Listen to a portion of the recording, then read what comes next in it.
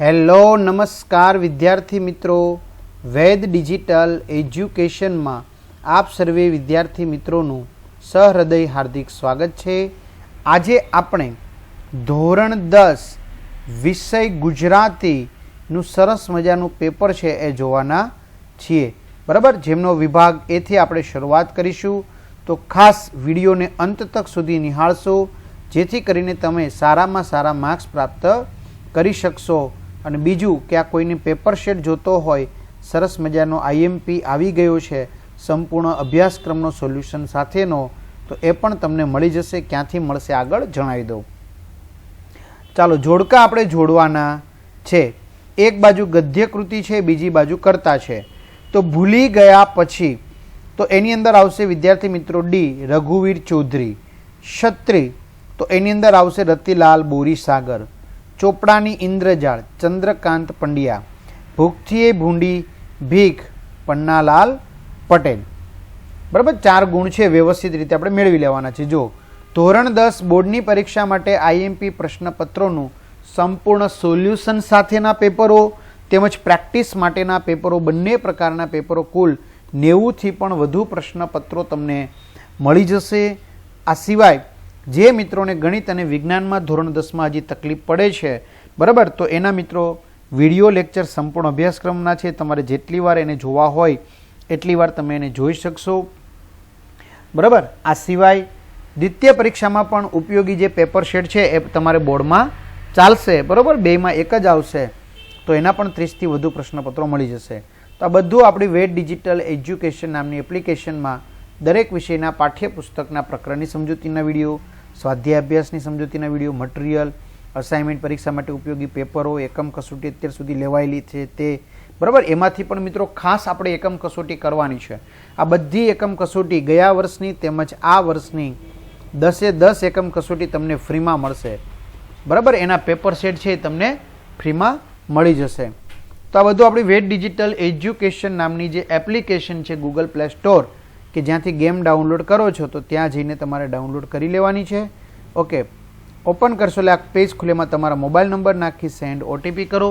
4 આંકડાનો OTP નાખશો એટલે આ પેજ ખુલેમાં પેડ કોર્સમાં તમામ પેડ પ્લાન, એક્ઝામ પેપરમાં અત્યાર સુધી લેવાયેલી એકમ કસોટીની પ્રશ્ન બેંકો મળી જશે। બધું સોલ્યુશન જોતા હોય તો પેડ કોર્સમાંથી મળી જશે। 3 થી 12માં 3 થી 12 ધોરણના વિડીયો, ધોરણ પ્રમાણે પાઠવાજ વિડીયો જોઈ શકો છો। ચલો, વિકલ્પ પસંદ કરો। અંકિત નંદાના પુત્રનું નામ યશ છે। ડુંગર તેની નજર ગગનના માર્ગે સ્થિર કરી। ખાલી જગ્યાની સ્વસ્થતાનો શરીરની તંદુરસ્તી પર સીધો પ્રભાવ પડે છે મન। ત્યાર પછી મિત્રો આવશે વીજળીની કરામતથી કૃષ્ણ જન્મનું દ્રશ્ય ઊભું થવાનું હતું। ત્યારબાદ એક વાક્યમાં જવાબ લખો। નીનાબહેને તેમના પતિ સંજય પાસે ભેટમાં શું માંગ્યું? અંકિતનું શૈશવ। દુકાનદારે છત્રી પાઠના લેખકને કઈ સલાહ આપી? તો દુકાનદારે છત્રી પાઠના લેખકને છત્રી તેમની પાસે ટકી રહે તેવો ઉપાય શોધી કાઢવા સલાહ આપી।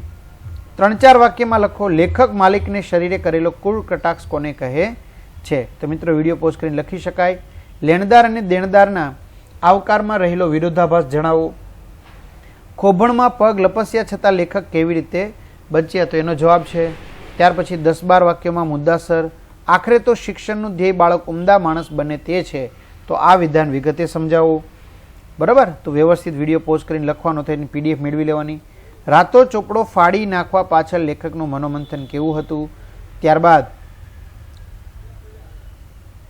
વિડીયો પોઝ કરીને લખતું જવાનું મિત્રો।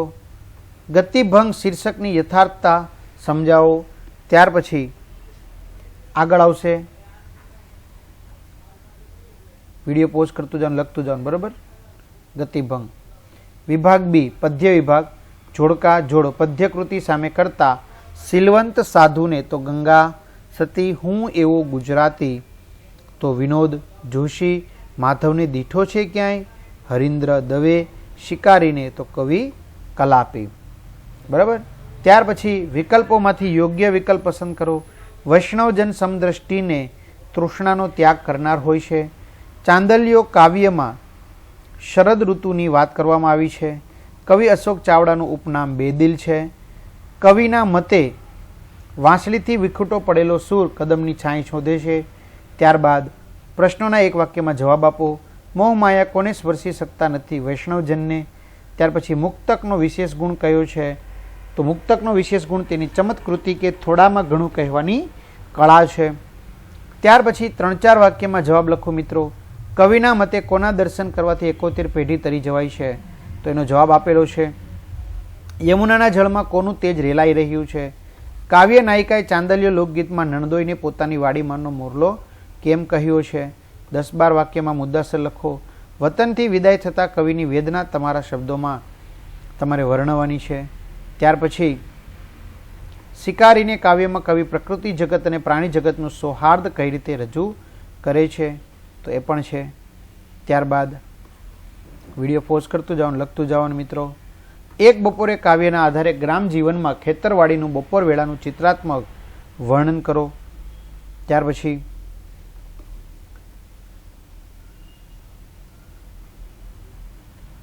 વિભાગ સી વ્યાકરણ વિભાગ. સાચી જોડણી શોધો. નિયમિત, તો નિયમિત. ત્યાર પછી આશીર્વાદ.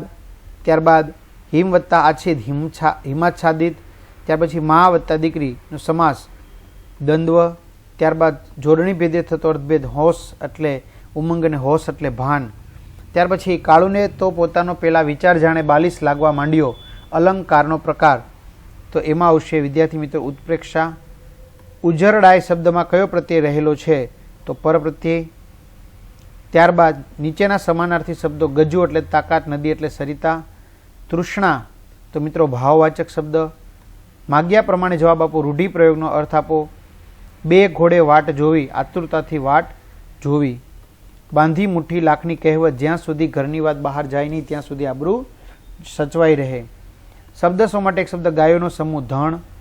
વિરુદ્ધાર્થી શબ્દ નિર્મળ એટલે મલિન. કર્મણી વાક્ય. પથ્થરની ઓથ લઈને મેં નીચે જોયું, પથ્થરની ઓથ લઈને મારાથી નીચે જોવાયું. તળપદા શબ્દ. પોયરા એટલે છોકરા. વાક્યમાંથી વિશેષણ શોધીને તેનો પ્રકાર જણાવો. રાત્રે સપ્તર્ષિ તારાઓ સોવા મળે છે. સપ્તર્ષિ એટલે 7 સંખ્યાવાચક. ક્રિયા વિશેષણ શોધીને તેનો પ્રકાર. દીકરી એકાએક રડવા લાગી, એકાએક એટલે રીતવાચક. કટાક્ષ શબ્દના ધ્વનિ ઘટકો છૂટા પાડેલા છે.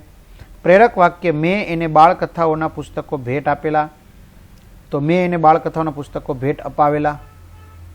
છંદ ઓળખાવો. હણોના પાપીને દ્વિગુણ બનશે પાપ જગતના. શિખરીણી છંદ. જે છંદના દરેક ચરણમાં 8-8 અક્ષર તથા પહેલા ત્રીજા ચરણમાં 5મો લઘુ, 6ઠ્ઠો 7મો અક્ષર ગુરુ હોય તે છંદનું નામ અનુષ્ટુપ. ત્યાર પછી મિત્રો વિભાગ ડી લેખન વિભાગ. વિચાર વિસ્તાર. આજ કરશું કાલ કરશું લંબાવો નહીં દાડા, વિચાર કરતા વિઘ્નો મોટા આવે વચમાં આડા.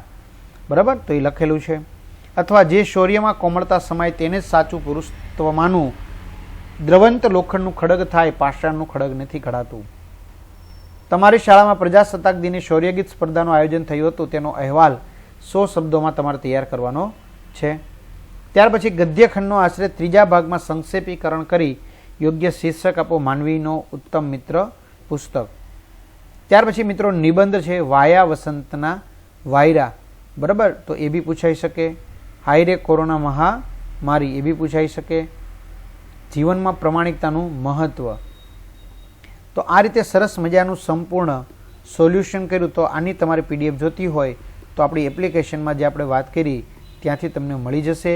તો વહેલી તકે મેળવી લેજો. અને મિત્રો વોટ્સએપ, ટેલિગ્રામ, ફેસબુક, ઇન્સ્ટાગ્રામની લિંકો આપેલી છે ડિસ્ક્રિપ્શનમાં, તો એમાં વહેલી તકે જોઈન્ટ થઈ જશો, જેથી તમને અવનવા વિડીયોની માહિતી, નોટિફિકેશન મળી શકે.